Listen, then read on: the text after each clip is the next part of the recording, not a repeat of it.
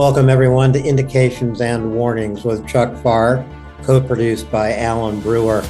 Chuck and I are recording this broadcast of Indications and Warnings on Monday, November 10. It is day 1356 of Russia's full-scale genocidal invasion of Ukraine. Tonight, Chuck and I are going to focus on Pokrovsk, of course, also on Kupiansk, Kostyantynivka, and a couple of other areas on the zero line. It just seems, Chuck, that Russia is throwing everything it has everywhere against Ukraine, against the electrical grid and on the zero line. Yeah, I think, we've been looking at this for 3 years now, and this is just about the most concentrated offensive operations that have gone on, honestly, certainly within the last 24 months. Of course, the center of gravity remains Pokrovsk. It is again, so about 18 months ago, it was Avdiivka was their primary goal. Now it's Pokrovsk. The Russians are pressing home attacks, interestingly enough, in Rodansky, which is north of Pokrovsk, also Minorhard and Moskovsky. All of these places are targets. I wonder, Alan, and you were just saying that you had some direct reporting. Ukraine is comprehending this battle situation with approximately 10-1 casualties in favor of Ukraine. And I can't help but wonder, that is certainly one of the indicators of combat effectiveness. If you're losing 10 times more people than you are inflicting casualties, you're obviously out of kilter. And I do wonder if the Russian command organs, if they have literally bitten off a bigger operation than they can coordinate, right? These frontal attacks, look, they are paying the price. It's quite possible. It's interesting. The reports that are coming from General Syrskyi emphasize that Ukraine is keeping lines of supply, logistic lines, open, and that they are able to evacuate wounded Ukrainian soldiers and have accomplished a rotation of forces into Pokrovsk, into Minograd. The report of casualties actually comes from individual soldiers on the ground in Pokrovsk based on their observations, 10-1 ratio in favor of Ukraine, judging from the videos and the photographs that both you and I have seen from Pokrovsk. What you see are intersections of streets littered with Russian dead, roads going into Pokrovsk absolutely piled with Russian dead. So this soldier's estimate, based on the visual evidence as well, really rings true to me. Yeah, and there are echoes of the previous battle in Bakhmut, and I think we may be looking at almost, a beat for beat copy of that battle. During that fight, which was 2.5 years ago, I would like to remind everybody that it became an attritional fight. And we commented on Russia's willingness to rush into a three-dimensional urban battle space where the advantage goes very heavily to the defender. And I've made that comparison that seems very counterintuitive, that a very dense forest and a city battlescape have a lot in common. In addition to having nothing in common, if you are the defender, you are waiting for the bad guys to come to you. They have to come to you. So as Alan was just reporting, if you see an intersection littered with a dozen Russian dead, Generally, when you see a lot of casualties laid out together, it isn't always, but it's almost always artillery or a mortar shell that will do that. But again, if you get 12 guys and you're trying to cross the intersection all at once, someone didn't tell you how to do that. Again, then we talk about a new soldier, an untrained soldier. He can't help but clump up together. And that's how you get killed. And you get your buddies killed too.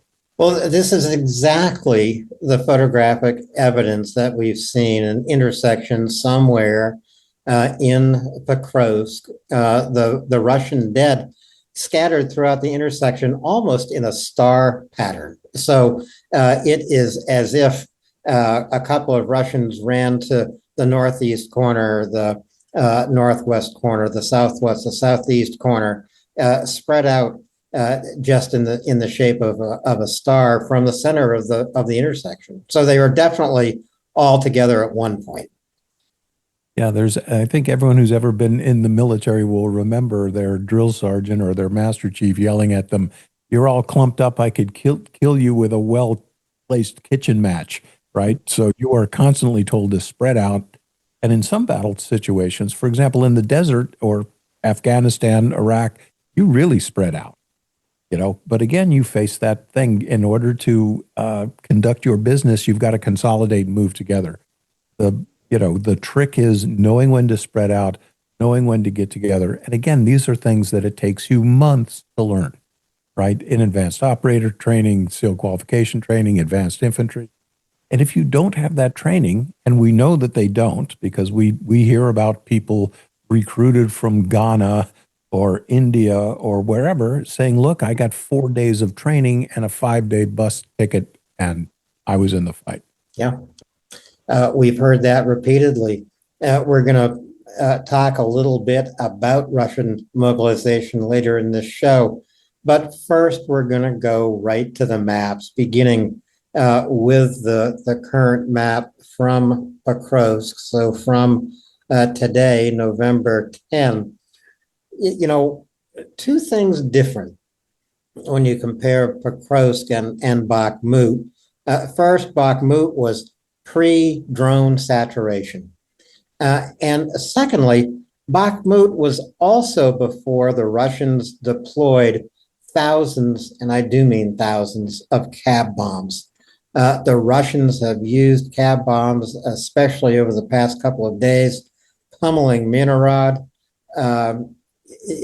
These are powerful weapons that the Russians deploy all along the zero line and against cities on or near the front line. Very destructive cab bombs, 1,000 kilograms of explosives and more. Yeah. So it was just 2 years ago in the Battle of Bakhmut, the Ukrainians were actually shooting down some Russian strike aircraft. They shot down a number of Su-25s. Well, the Russian Air Force learned a lesson from that.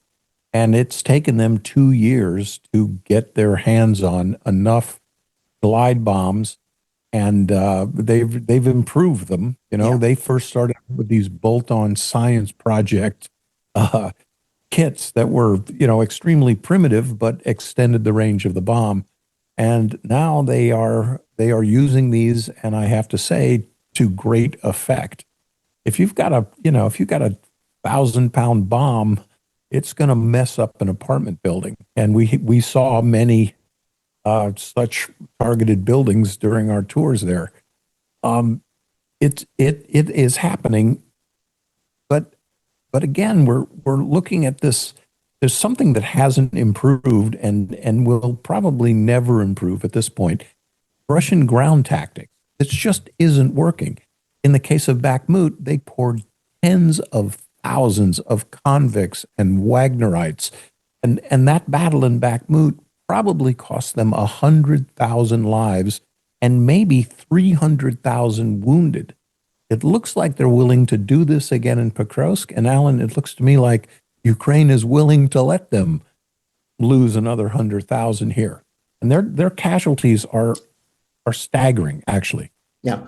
Well, engagements, of course, have gone up dramatically almost every day now, well over 200 engagements. Today, I think 236 engagements reported from the zero line, the majority again coming from Pokrovsk. This is the fifth highest number of reported engagements since the war started, Chuck. So this is one measure of the intensity of what's happening, and the focus is Pokrovsk. If we go to today's map, and what we'll do is roll through some previous days' maps as well, so people can see how this battle is unfolding. But the very first thing that is obvious to everyone looking at today's map is how difficult it is to actually map something like a zero line. It's impossible to do in Pokrovsk. Yeah, it really is. And there is one thing to notice. In the last couple of days of reporting, let's say 5 days ago, there were a whole lot of contacts in the northern limits of Pokrovsk. And then there were Ukrainian contacts that were south of the M30 highway, which basically goes through essentially west to east through the city. And you can't really draw this conclusion from the 10 November map, but it does suggest that the Russians perhaps have been pushed back in the part of Pokrovsk that's north of the M30 highway. We see that the points of contact now are on the eastern limits of the city. Like I said, this map in itself and these contacts, it's not sufficient to draw the conclusion that Ukraine is securing the city. It's really a whack-a-mole situation at this point, with Russians popping up everywhere. But we'll have to see. To be honest, I'm not sure the Pokrovsk is actually going to remain in Ukrainian hands. I don't think that's the intent of Ukrainian commanders at this point. I honestly think this has become an attritional battle, and that means killing as many Russians as is convenient for you.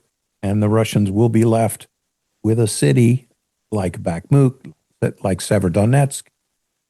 What does it mean to them? Nothing, and it isn't going to be much of a shelter over this winter either. No, Pokrovsk has virtually been destroyed. If we look at just the northern edge of this map at Rodinsky, last week Rodinsky changed hands. Ukraine drove Russian forces out of Rodinsky. So Rodinsky is an area that allows us to talk about the fluidity of the battle in Pokrovsk and the back and forth nature of it, not only street by street in the center of Pokrovsk, but in these outlying settlements like Rodinsky.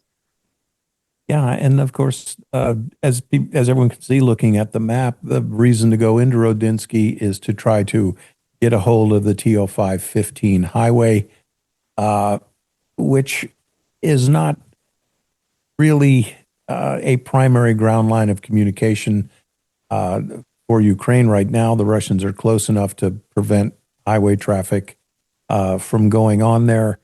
But like Alan said, this battle has gone back and forth. And again, you can't necessarily, I wouldn't send this report to Washington, but it appears that the contacts are now on the eastern edge of the city. You might infer that the Ukrainians are pushing the Russians out. We'll have to see. I have to, if I could see tomorrow's map and the next day's map and the next day's map, maybe you can draw that conclusion. Right.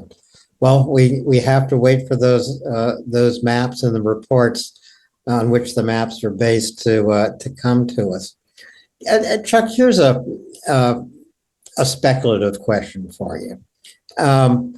In this urban warfare that's going on in Pokrovsk, let's just put you in command of a platoon fighting street to street. How are you armed?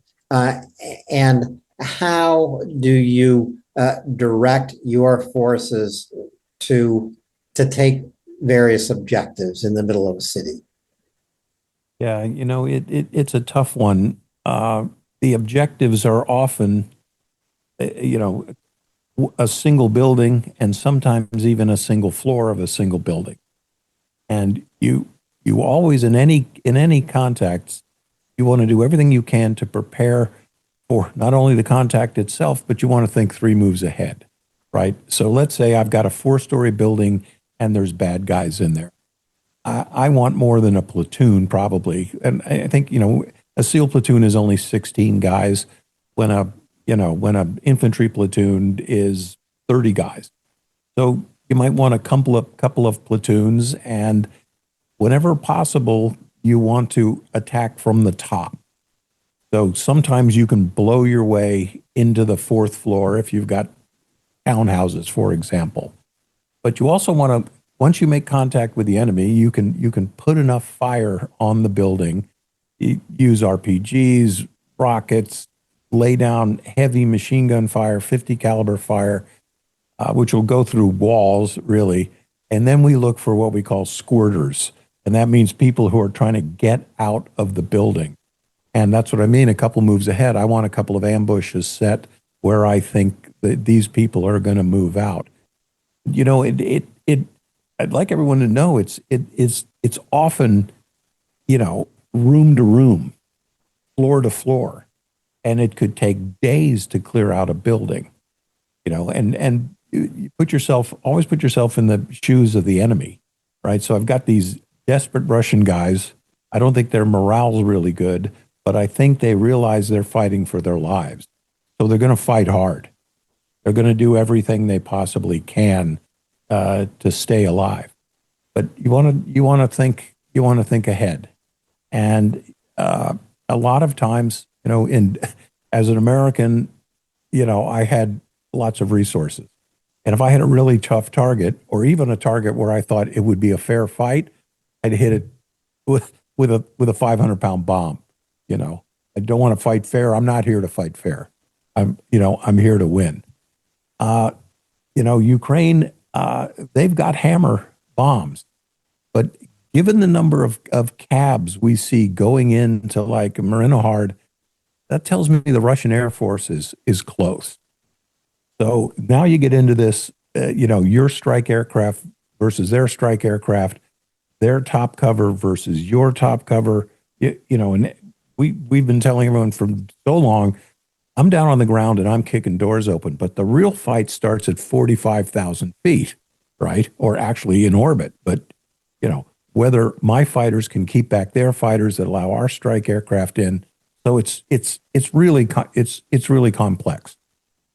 Yeah, it is complex. Drone operators, Ukrainian drone operators, are saying that this is probably the most dangerous battle area they have ever fought in, and that stands to reason. They're close in. They are in the city, operating from basements or floors of a building, but more likely from basements actually than the top floor of a building. Yeah, and what has totally changed? Absolutely. In my day, we didn't have something we could throw up in the air and it could go up a flight of stairs, and it could fly through windows. And both sides have these. So that makes the battle so much more complex. And, you think there's not a single pane of glass in Pokrovsk anymore. So every window, is big enough for a drone to fly through. So I absolutely believe, your Ukrainian source. Yeah, I believe this is the toughest battle. And it's amazing, Alan, how much the war has changed since the Battle of Bakhmut. Yep. It really has. And we are seeing all those changes come to a point here in Pokrovsk, but also elsewhere on the Zero Line as well. One thing that actually helped the Russians infiltrate Pokrovsk over the last few days was heavy fog. Pokrovsk was enveloped in fog, the kind of fog, if you're driving down the road and you have your high beams on, it reflects back and almost blinds you. So you switch your headlights to low beam. It doesn't actually help you see any farther. It's almost to your advantage to turn your headlights off. That's how heavy this fog was in Pokrovsk. It allowed Russians to infiltrate unseen because the fog masked their advance. Right. And we have seen the Russians take advantage of these, meteorological conditions. And again, you've got Russian commanders that are, they have been impelled to take this city. This is something that General Patton, General Omar Bradley, even General Sherman would go around the city, right? That is the standard doctrine of maneuver warfare. To get in here and sustain whatever casualties are necessary, to literally be bayoneting guys in the apartment buildings. This is the enemy that Ukraine faces. They don't care how many men they kill. They absolutely don't. And right, they're not going to run out of soldiers, but I'm still the guy banging on the washtub and saying, look, they're eventually going to run out of army, right?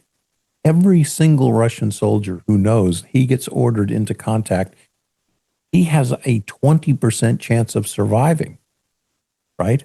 If a U.S. bomber raid went out and they lost 10% of the force, they'd pull back and stop and say, we can't sustain this. And right, in 10 days, you'll be out of everybody.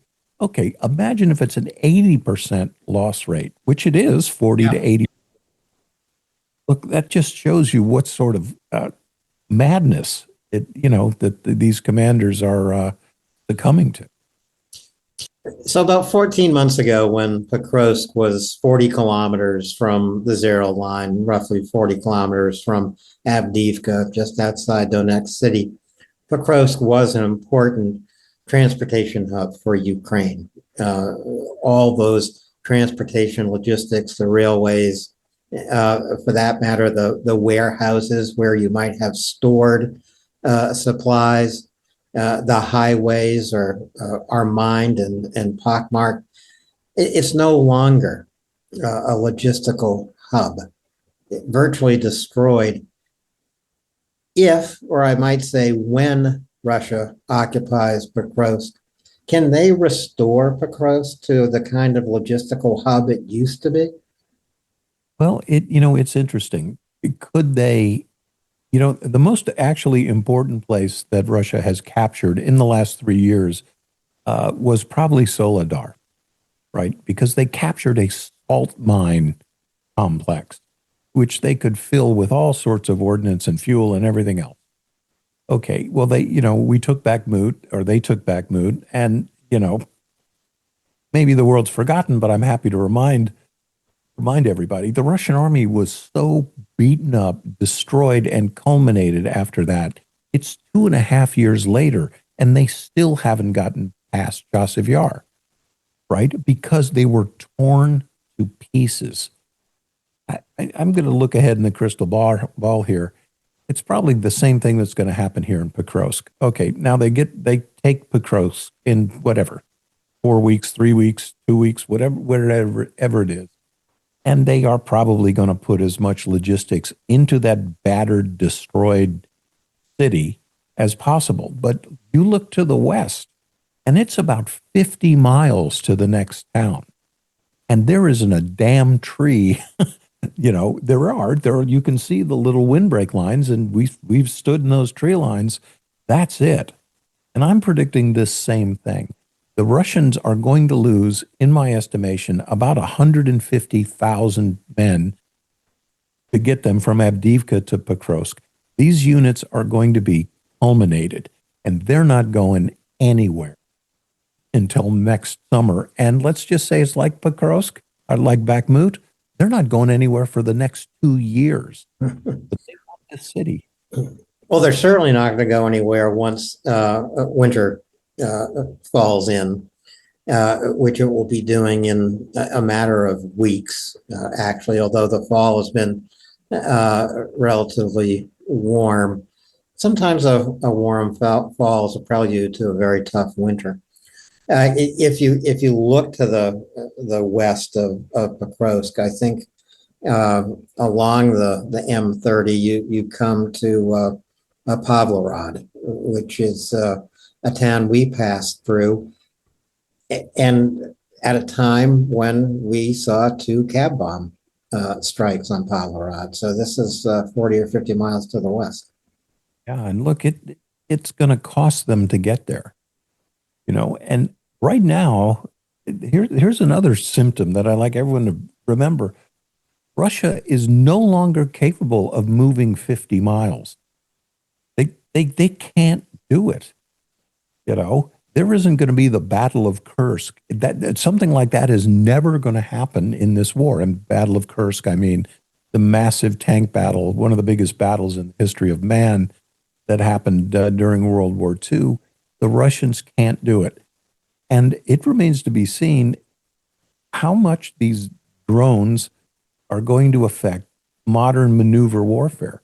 The problem is, unless you totally dominate the electromagnetic spectrum around you, you put a tank platoon together and it's going to get wiped out.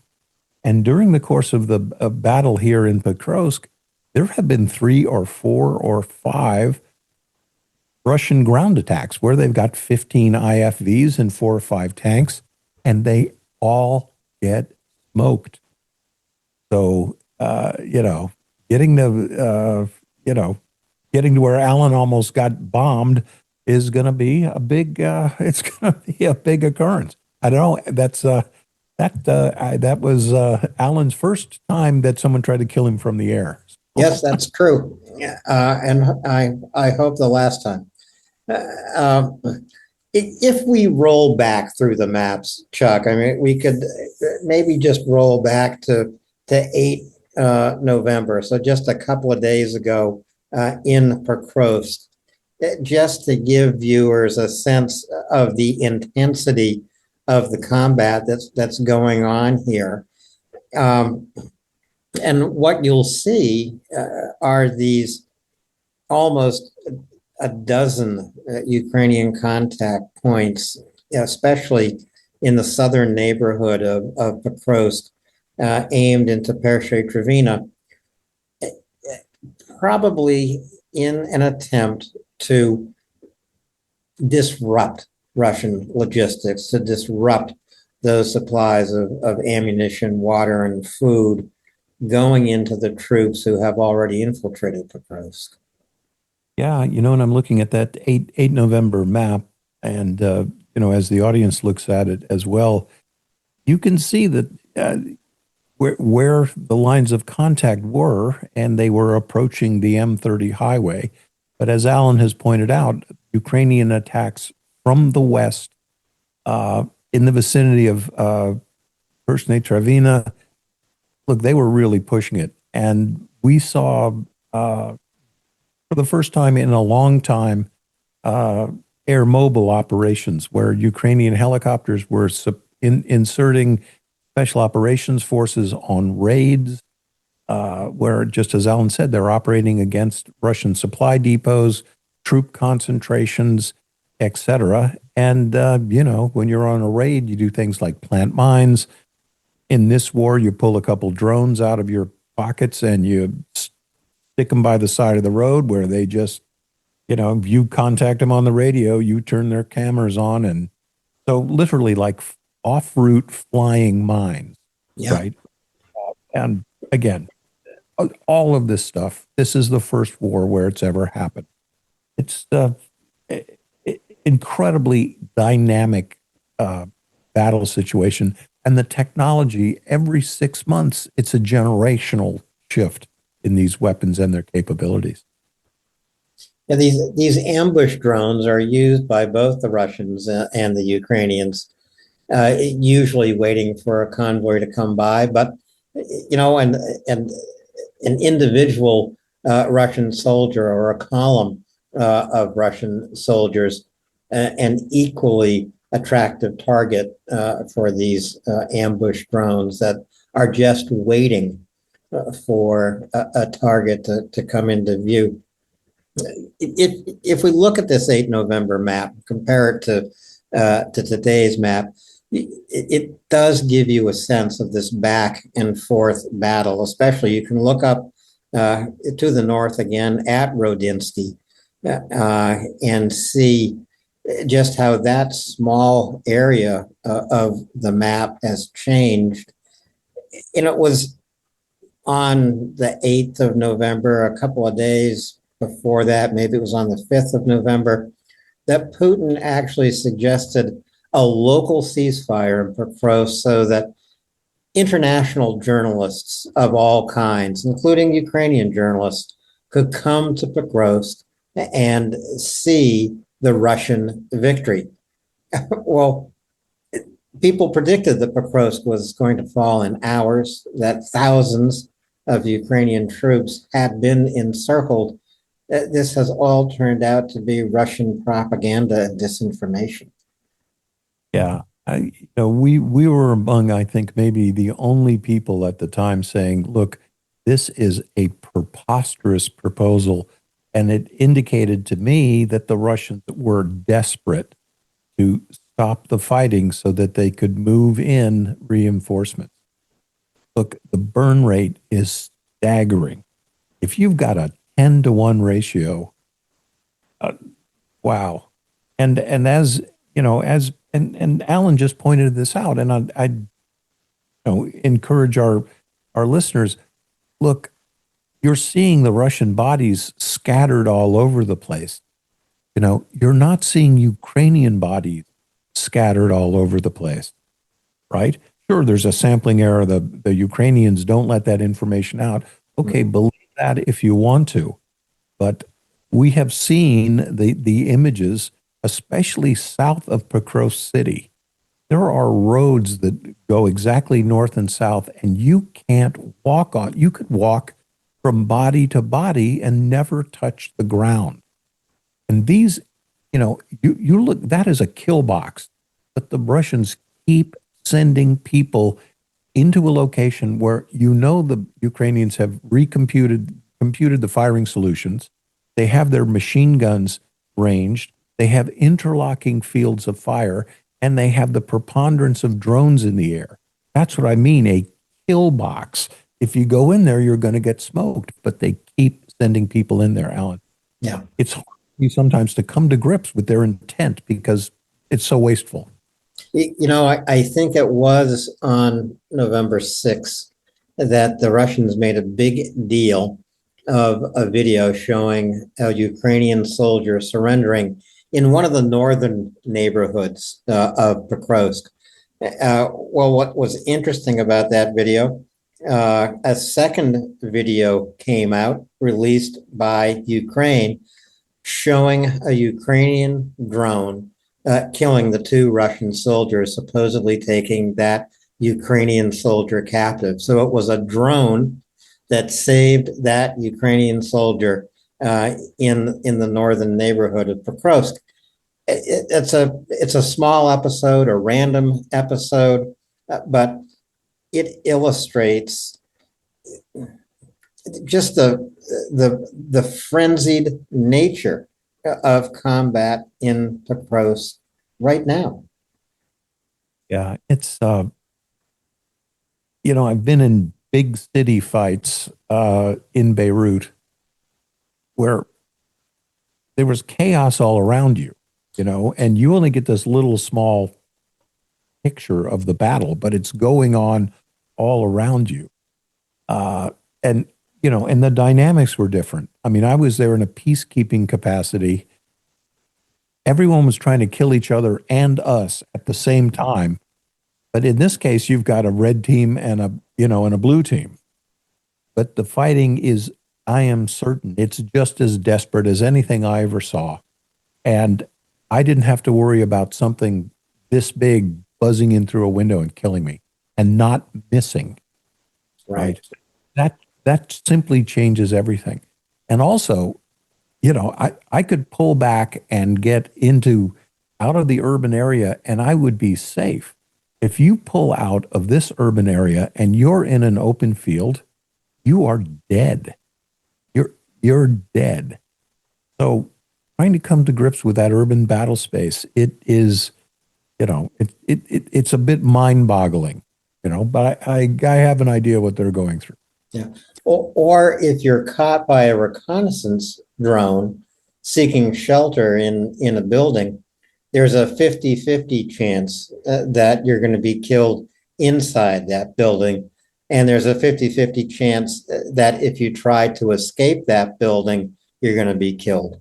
You're either going to be killed by artillery inside the building, or you're going to be killed by a drone outside the building when you look for more cover. And as it gets colder, the temperature differential, your thermal cameras work much better. And I know this sounds crazy, but you can sometimes, in the right condition, you can see the guy's footprints, right? He'll disturb the dust or ground on the ground, and the temperature differential will show up.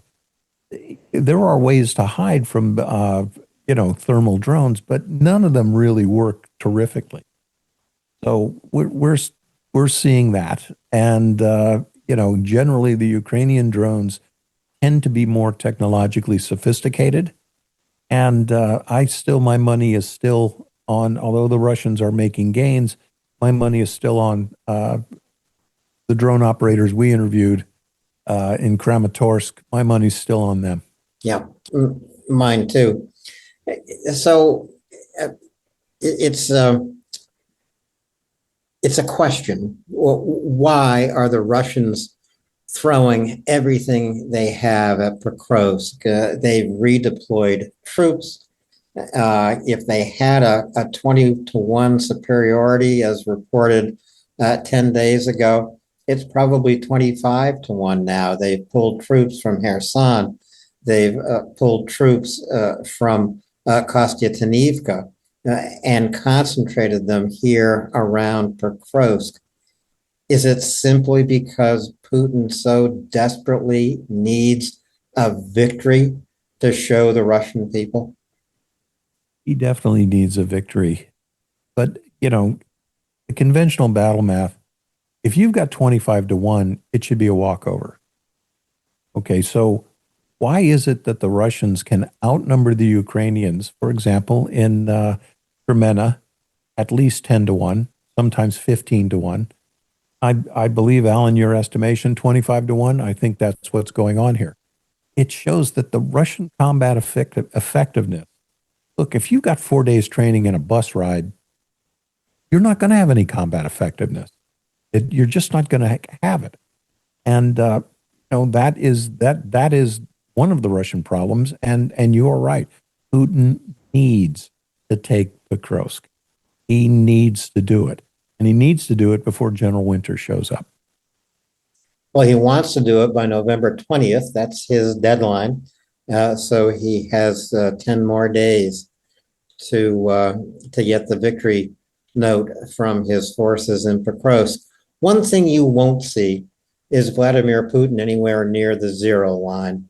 But last week, we did see President Zelensky in familiar surroundings to us, Chuck, in Druzhkivka, meeting soldiers and greeting them, raising their morale, handing out awards and honors. Druzhkivka, maybe 10 kilometers from the zero line. Yeah, absolutely. That's no place to put the president, but there he was. And again, Putin will not be within 1,000 miles of the zero line. He just absolutely will not be. But you've got a president that leads from the front here. If I was on his protection detail, I would throw myself in front of the vehicle and go, "You're not going there." That's the difference. So a final word about Pokrovsk. It wasn't at risk of falling in a matter of hours a week ago. It's probably not going to fall in a matter of hours today. but it's not going to remain in Ukrainian hands for many more days.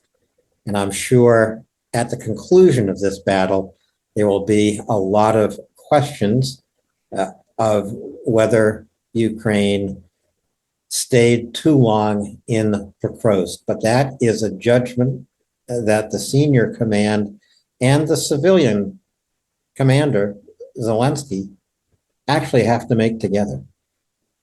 Yeah, and another thing I'd like people to bear in mind, you see that red mitten reaching out for Pokrovsk with the thumb coming in from the south and the fingers to the north, exactly like Bakhmut. I want you to realize that the thumb is competing with the fingers, right? These are not generals who are working together, right? One has one job, one has the other. One's going to get the brownie points and the beautiful home on the Black Sea, and the other guy is going to get sent to command a penal battalion, right? The other thing is in that thumb, they've got to, they have the exterior lines of communication and supply. They have to move around the circumference while Ukraine can move around the radius. Little things in war, what's that give you? A 10-15% advantage, but that is what wins fights. Just a little hill, as Alan and I have seen, maybe 10 feet high. Look, that's cover.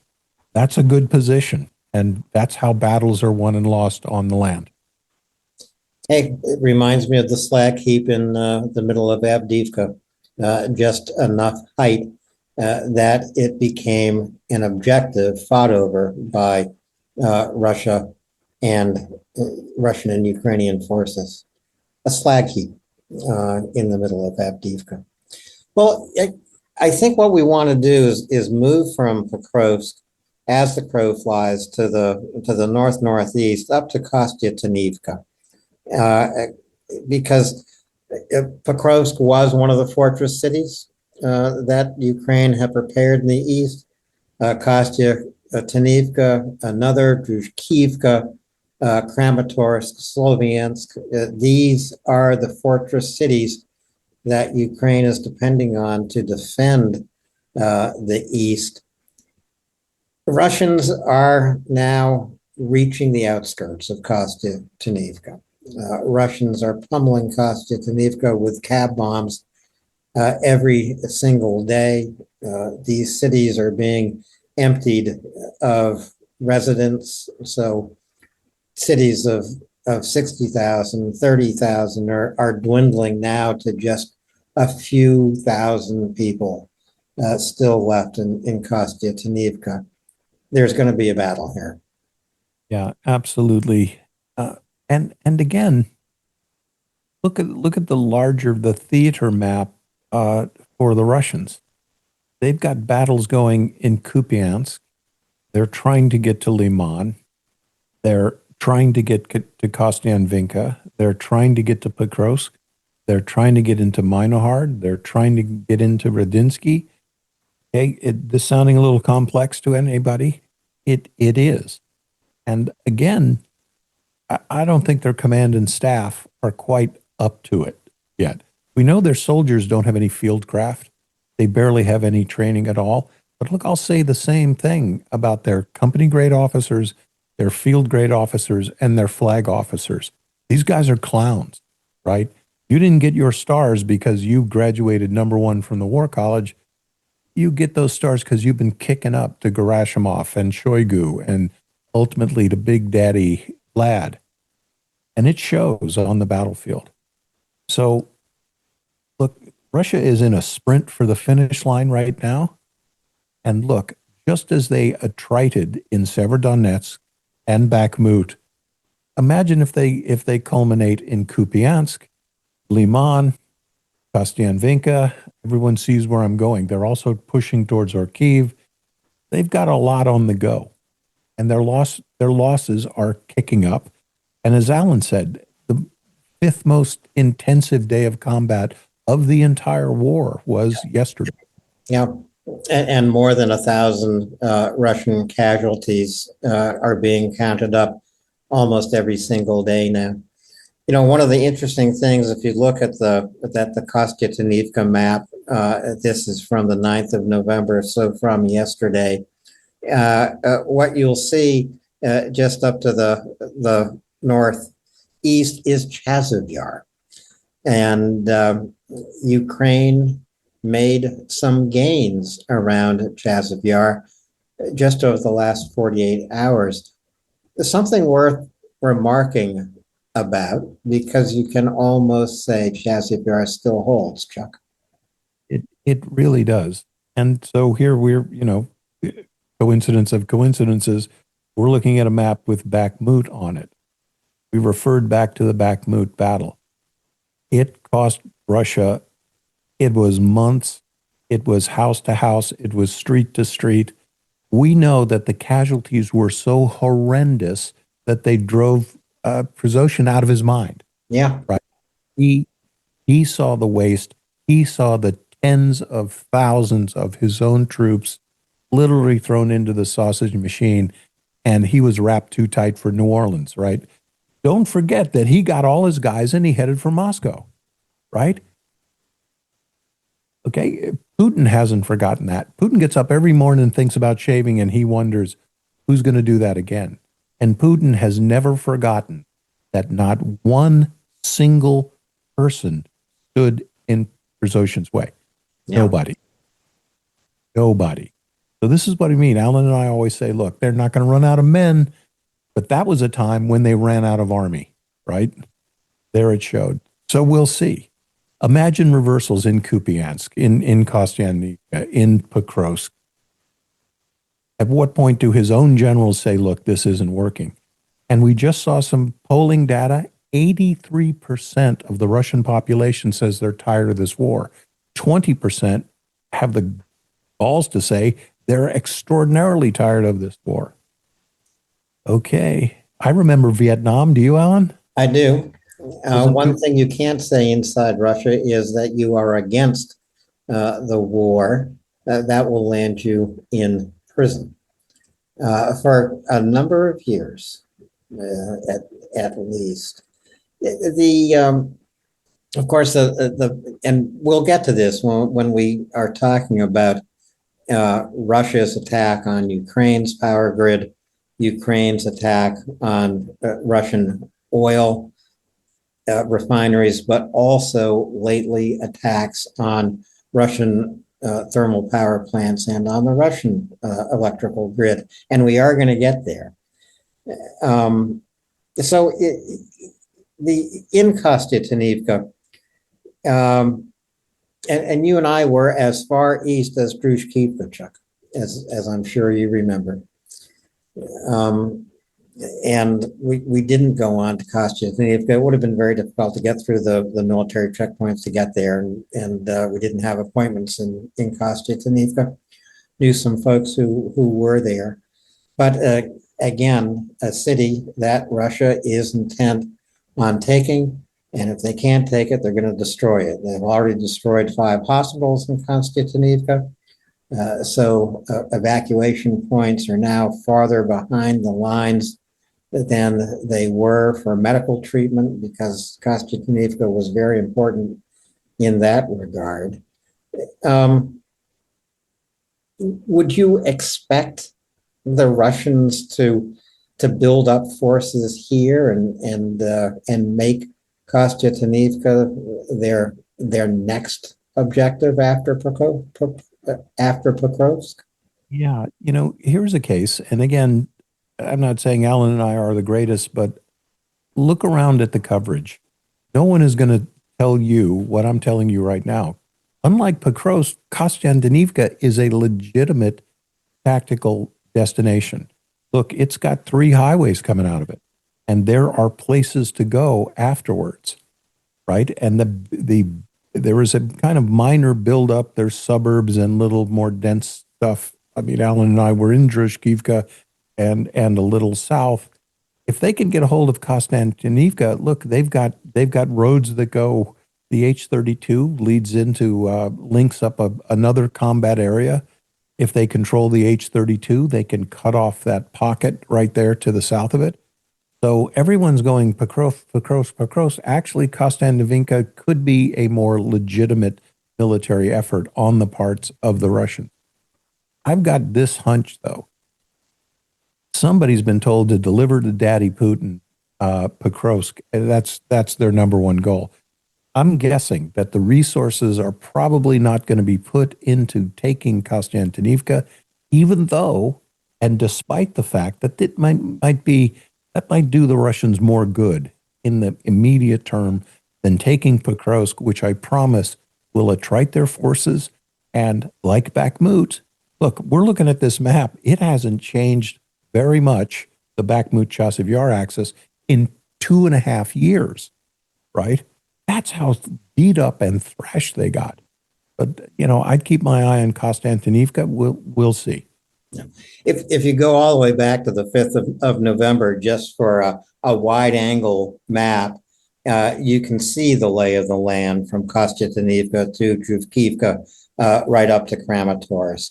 And I guess it would be a very tough battle, obviously, to go along the H20 highway here from town to town to town, way beyond the capabilities of Russian forces. How Russia would manage to take these fortress cities one by one is beyond me. Also, very, very difficult to surround. Is just so in a way, what I'm getting at, Chuck, Pokrovsk could well be Russia's high water mark of 2025, and I think you're going to see the tide go out in 2026. Yeah, I'm definitely willing to say this. I'd certainly agree with you, and this could be, if that is true, the corollary is this could probably be the most important winter of the war. I don't think Russia's going to be able. Look, I'm still a long year guy, but 3 years from now, which is, I'm afraid to say, look, that's probably where I'm putting it. Happy to remind everybody that 2 years ago I said it would be 4 years, so I'm halfway into that and pushing the schedule to the right. But Russia's ability to wage war keeps diminishing, right? It keeps diminishing. Their refineries are down. Critical chemical plants that make things for explosives and rare earth metals, et cetera. Russia's finding that these things are being targeted by Ukraine. So we'll see. And again, the fuse is burning, not on their manpower, but political stability and the combat effectiveness of the Russian army, which frankly is abysmal. 25-1, 20, that's Santa Anna didn't have 25-1 at the Alamo. Okay. It must have been close to it, Chuck. Let's do it though. Exactly. 25-1, it should be a walkover. It should be. So we're gonna keep our eye on that Bakhmut map, but especially what's happening in Chasiv Yar, where, as I say, Ukraine made gains over the last couple of days, and we will look at this new attempt of Russian infiltration into the very southeastern neighborhoods of Kostyantynivka. But we want to go to Kupiansk, and even though the most recent map is November 6th, what's unfolding in Kupiansk is exactly what Chuck and I talked about last week, because we immediately saw the opportunity for Ukrainian forces to cut off those Russian troops who had infiltrated the high town of Kupiansk, so on the west bank of the Oskil River, all the while Ukraine holding its own on the east side of the river and holding that high ground in Petropavlivka. Well, it appears that Ukraine is indeed cutting off these Russian infiltrators and driving them out of the city.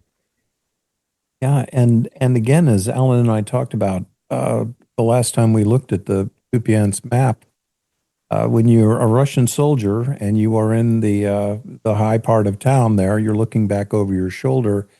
Every bean, bullet, and band-aid that you need has to cross the Oskil River and then proceed down. You know, we're talking a 15 or 20 kilometer journey, and you are looking up in the sky, and the sky is looking back at you. So we said that it would be difficult for Russia to keep these guys supplied and fighting. And remember, not just the Russians aren't on defense, right? They never have the luxury of sitting there. I'm going to wait for this guy to come to me. They are constantly, they're paying the freight, right? They're moving forward. That always costs more in the military. There's always, von Clausewitz called it friction, right? That's, you get a flat tire, the road isn't any good, you get drone swarmed. So the Russians send a dozen eggs forward. They're lucky if they get one egg delivered, right? So there's another thing. And we know all around the front throughout the whole war, look, they're using donkeys, right? Motorcycles, wheelbarrows. They have lost tens of thousands of trucks. They eviscerated their logistical core. If you were a logistician and trained, you got a rifle and you got sent into Bakhmut and now you're dead. And, you know, hey, how'd you like to take over your local FedEx office? Do you think you could run that? Right? It's the same thing with logistics, right? You get in there, whoa, what do I do? Okay, so all those little things, Alan, they're coming to roost. They are coming to roost. And when Ukraine counterattacks, it's always a matter of opportunity. It is not a daily grind. These Russian attacks must occur every day. The commanders are ordered to make these attacks every day. They drive their soldiers forward while Ukraine waits for the opportunity for a counterattack. They're not counterattacking every single day. They didn't counterattack every single day in Pokrovsk. Again, the Russians brought the fight to them. Right. That, you know, the entire length of the zero line, you have Ukraine on strategic defense, right? The Russians are, you know, the Kremlin says advance, advance, advance. It is almost like Hitler saying in Russia, you know, not 1 inch back. Well, that's why the Ninth Army was wiped out at Stalingrad. You know, you can make those idiotic decisions from the top, and they are made. Thank God you've got a self-appointed military expert and a guy that has never been in the military. I'm looking at you, Vlad. And you have got puppets, Gerasimov and Shoigu, God knows what he's doing, and an utterly corrupt military, corrupt from stem to stern. And let's also say this, you know, come January, Alan, Russia will have fought Ukraine as long as the Soviets fought the Nazis, right? We're not talking about the world's second best army. We're talking about the second best army in Ukraine. Right. And that is a long, long war to have fought in Ukraine for as long as they fought the Nazis in the Second World War, which they call the Great Patriotic War. That's a little bit of Russia rewriting history. How they're going to write this war out of history, I have no idea. It will certainly go down in Russian history as one god-awful mistake. It really will. And, you know, I don't see Putin falling imminently, but I will say this, he won't survive a perceived defeat in this war. You know, he still has Peskov and Lavrov saying, we're perfectly willing to negotiate once we have achieved our military aims. And let's not forget, what is their aim? It's to absolutely subjugate and turn Ukraine into a vassal state. That is never going to happen, folks. No. It is never going to happen. And Chuck's point here is an important one for everyone to consider. It's an important one really to get across to every negotiator who wants to help Ukraine settle this war. Putin is not fighting for territory. He is fighting for exactly what Chuck said, subjugation of the Ukrainian nation. At worst, it would be a Ukraine without Ukrainians, which could very well happen. Remember, Russia has abducted, we know, 20,000 Ukrainian children who've been identified, but they may well have abducted as many as 200,000 Ukrainian children in Crimea and throughout occupied Ukraine, in Luhansk and Donetsk, in occupied Kherson. Russia is pouring new settlers in. As many as 25,000 Ukrainian homes have been handed over to new Russian settlers in occupied Luhansk and Donetsk. This is how Russia can reach one of their objectives, to subjugate Ukraine or to create a Ukraine without Ukrainians. Well, there is literally video of some blood clot standing there in a suit in an apartment that has been taken over by the Russians, literally saying, look, it comes with toilets and an iron and pots and pans. It's ready to move in. Mm-hmm. That's their goal. So, you know, this is the same nation that inflicted the Holodomor on the Ukrainian people, killing, starving to death, maybe 4 million people, right? A Ukraine prostate and crawled before the Russians. Look, that's no future. But interestingly enough, Mr. Putin and our Russian listening guests, you have no future because you're losing this war. This is already your quagmire. You know, the United States survived the defeat in Vietnam. We were able to shrug that off. Things got pretty politically tense in the United States during that period. Look, Putin can't win this war. He started it. This was his 72-hour idea. 1.3 million casualties later, it's still his idea. Yep. And what is coming home to Russia is the war that Putin started. There are gasoline shortages throughout the country, all the way from Vladivostok to St. Petersburg. And this is because of Ukraine's strategic success in striking oil refineries. Well, what else is happening in Russia? Blackouts. Belgorod has been blacked out. Suburbs of Moscow have been blacked out. These are blackouts in answer to those Russian attacks on Ukrainian infrastructure, especially the electric grid, and especially on Ukrainian thermal power plants. This is just a couple of days ago. Chuck, overnight from November 7 to 8, Russia launched one of its most massive attacks, more than 450 drones and 45 ballistic missiles. And as a result, a big part of Ukraine is blacked out right now. Almost everything east of Odessa, right up through Kyiv, east of Kyiv, over to Kharkiv, all blacked out. And yes, there are rolling blackouts throughout the entire country.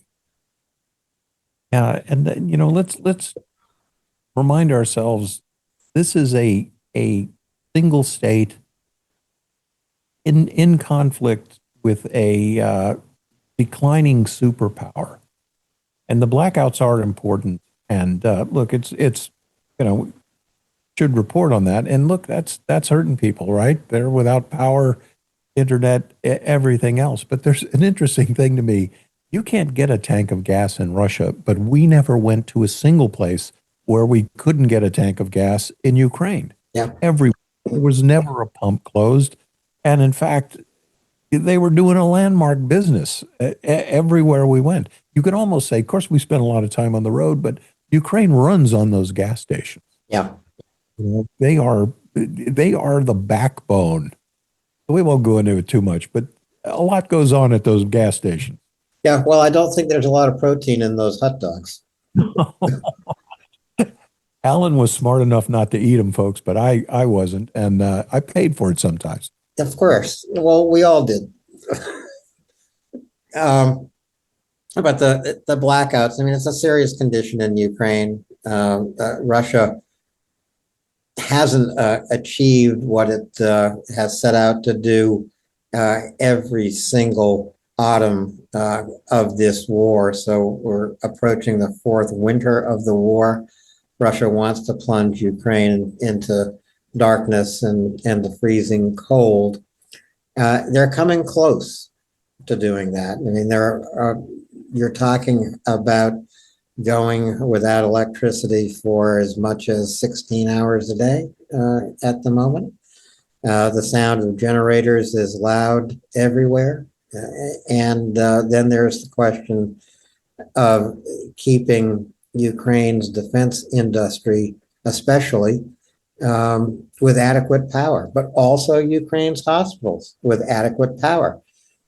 Generators are only part of the answer. Ukraine's electrical workers on the line are just doing an incredible job repairing the grid and getting lights back on, sometimes temporarily, but yes, the power will come back on throughout Ukraine. Yeah, and I'll point this out. It's Putin who has decided to switch to attacking the electrical grid. His own electrical grid is also wide open and a legitimate target. You can conceal military facilities, right? But what you cannot conceal is your own electrical grid. Your transformer stations, your distribution points are visible from outer space. And to our Russian listening guests, if there is ever the definition of an area target, it is a big transformer farm, right? And all you need to do, it's also a sympathetic target. You blow up one transformer and you have got a cascading series of problems that are very hard to solve. And the other thing is, if you've got a 300 megawatt transformer, they don't grow on trees. You don't go to Transformers R Us and get a new one, right? And their manufacturing is constricted and not everyone can even repair them. So. Yeah. Well, look, those generators that run on fuel, that's a double whammy for Russia because they are running out of fuel and they don't have a lot of generators. Ukraine has been through this before. They know how to deal with blackouts. They know how to share electricity throughout the day and throughout the country. They know the value of resilience points where people can gather, charge phones, computers, get a hot cup of coffee and a hot bowl of borscht, and pull together as a community. You're not going to see that happen in Russia. No, you're absolutely not going to see that. And and again, there is the inkling, the start of discontent in Russia. It is absolutely amazing to me that people would respond to this poll, more than 80% of them, and saying they feel war fatigue, Yeah. right? With 23% of those people adamantly saying they're tired of the war. And, again, dictatorships are monolithic and unshakable until the moment they fly to pieces, right? Ask Gaddafi. Well, you can't ask him. Ask Ceausescu. You can't ask him. Caligula, Nero. See, it's gone in an instant. But we'll see. We'll see. And look, Putin, there's got to be somebody over there who realizes, look, this isn't going to plan. And the other thing, we look at Pokrovsk, we look at these things. Let's not forget that Russia has been beaten back in this. Don't forget the Kherson counteroffensive, right? It took Kherson back. Don't forget the Kharkiv offensive that took like 1,200 kilometers of occupied territory back from the Russians. Right. It is going to happen again. It's a matter of time, but it's going to happen again. It might not happen until next spring or early next summer. In the Kharkiv counteroffensive, Kupiansk was one of the Ukrainian cities that was liberated. If Kupiansk were to be reoccupied by the Russians, and I don't think it will be, frankly, Chuck, Ukraine is doing a good job isolating, cutting off those few Russian soldiers who've infiltrated Kupiansk. Now that would be a blow to have Kupiansk reoccupied. To lose Pokrovsk at this point in time, Putin will try to make it into as big a PR moment and as big a PR victory as possible. But just consider what Pokrovsk is today, a completely shattered city, not a logistical hub of any kind, and quite unlikely to ever be put back together again as a logistical hub that either the Ukrainians or the Russians can use. Right. And if you have a moment, go back and look at the maps of Kostianvinka, Pokrovsk, and I encourage you, go to Live View Map where you can pull in and go out and see, that Kostianvinka, it would make more sense to predicate my military effort on that. But they are so invested in Pokrovsk right now. And frankly, they have expended so much blood, toil, sweat, and tears to take it. I don't see them coming to their senses, right? They're not doing things rationally. But that's good for us, right? Never interrupt your enemy when he's making a mistake. And the mistake, as it was in Bakhmut, is entering a three-dimensional battle space and trying to slug it out doorknob to doorknob, where every advantage you had previously, that you had more, it isn't like this anymore, but you had more tanks, you had more infantry fighting vehicles, you were more trained in maneuver warfare, but you want to fight it out door to door, right? It's crazy. And furthermore, now, 2.5 years later, you want to fight it out door to door with the most untrained rabble there could possibly be. These guys don't even play Call of Duty, right? They're peones, man. They are like, you've got drunks, you've got knuckleheads, you got convicts. That's the way you want to fight. Hey, Ukraine is happy. And Pokrovsk is actually a much more complex urban landscape than Bakhmut was. I mean, if you just look at any Pokrovsk map, there's Rodinsky, there's Minorod, there's Moskovsky, this arc of outlying settlements and suburbs, each an urban landscape of its own. And then there's the main city of Pokrovsk and some open fields between this arc of suburbs of Pokrovsk. So you're talking about a very complex urban landscape that is intersected by some open space, which we all know is deadly because of drones. Yeah, and I could see Pokrovsk calling it the Tri-City areas because there's those cities there. And what did Pokrovsk have before the war? Like 60,000? Yep. Well, the Russians have lost twice that many troops trying to take this. And the other thing to say is none of the cities we have named today, Kupiansk, Liman, Bakhmut, Chasiv Yar, Kostianvinka, none of those cities, if they fall, Ukraine's not going to fall apart. None of these are keystones in the defensive arc of Ukraine. it's staggering to me. Look, I spend all this time being trained to be a staff officer. When I look at these ridiculous mistakes and misapplication of resources, I have to change it. What's up, what's down, what's black, what's white, what was worth doing and what wasn't worth doing. And the Russians continuously amaze me in what they're willing to expend resources on. Yeah. They amaze me too. And of course, the Ukrainians inspire me. That's what the Ukrainians do every time I read the news of what's happening in Ukraine on the zero line, and how Ukraine is responding, how individual Ukrainians somehow have the heart and courage and the energy to lead as normal a life as possible, not only for themselves, but for their families, especially for their children. This is what they do every single day.